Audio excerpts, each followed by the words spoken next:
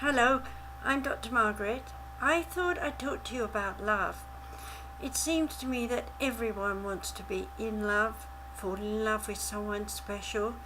They want to be able to find parents who love them unconditionally.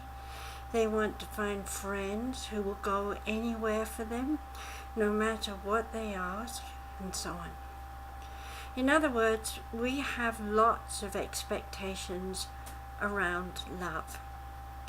The problem is, when we're very young, we get easily disappointed, and when we do, we make up our mind that we are not loved. And more importantly, we start to tell ourselves that we haven't earned any love, that we need to have something special to do, because if we are exceptional, if we are able to go beyond the boundaries and do something that everyone's going to stop and go, wow, then we feel special and then we feel loved. But are we really loved? There are many movie stars, singers, dancers who are famous. They get lots of fans and lots of admirers, but what are they like at home with the ones they love? Maybe your home is a very happy one. Of course, in a happy family, there are lots of ups and downs, and people try and adapt as best they can. Loved ones are patient, they're tolerant, they try to be understanding, and hopefully they are able to advise one another when each person is receptive. That's the ideal.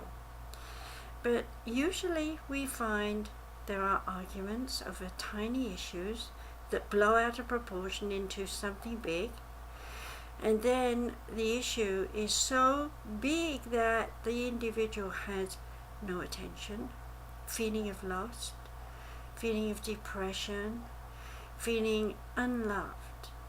So at that moment, hey, all the people I know, they don't love me enough, so I better go out and find someone else, someone new that will love me just as much, or more even. Go beyond the boundaries I've ever thought about. Take me into the great unknown and let it be known how safe I am. It sounds good. Everyone does it. Perhaps you're a young person and you like to go off to the bar to chat with your friends, have a nice social drink, and hopefully find Mr. Right or Miss Right. But the problem is, how do you know who they are? Not really. You have to spend some time dating and talking and sharing.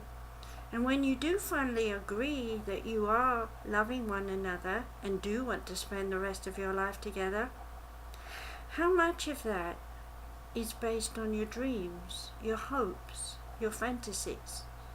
Is she the princess in the tower that you're rescuing? Or is he Prince Charming on his shining white horse?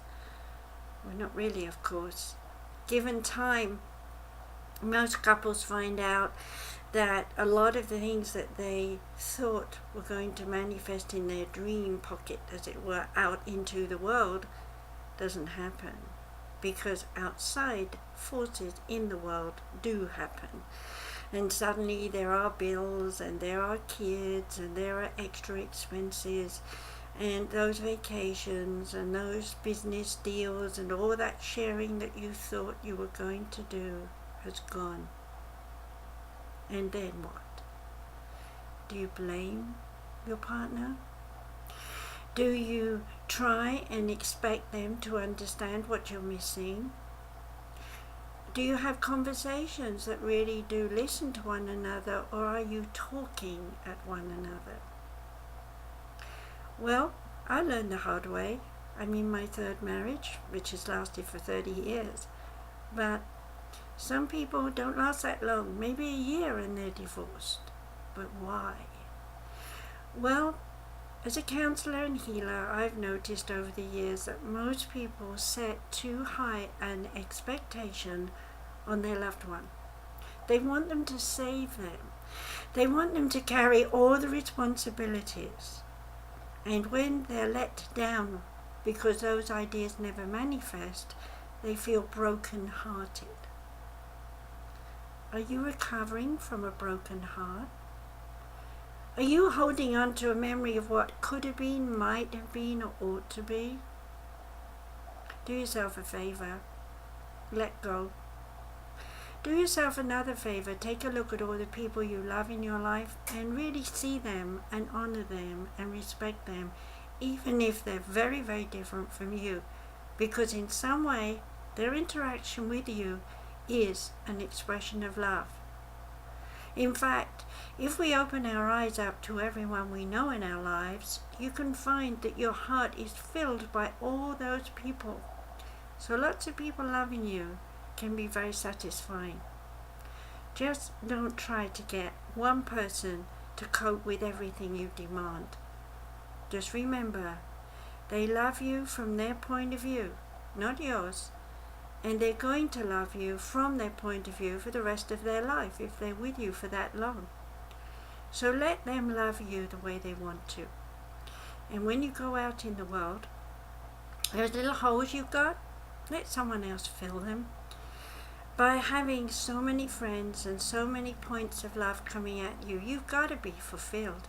You've got to feel that someone loves you. But more importantly, you have to love yourself. Love yourself for your skills, your talents, your appearance, the things you like to do just for fun, and so on. It's all you. And if anyone is going to understand you as much as you want to be understood, it's you. And if anyone is going to love you as much as you want to be loved, it's going to be you. So honor, respect, love, and cherish yourself. I hope you've enjoyed this little talk. If you have time, perhaps you'd like to go to my website, www.sumariscenter.com. SUMARIS Center, CENTR.com. I'll be happy to give you a reading or help you out on any issue. I'll be grateful if you could like or share this video too. So until we meet again, be happy, love yourself.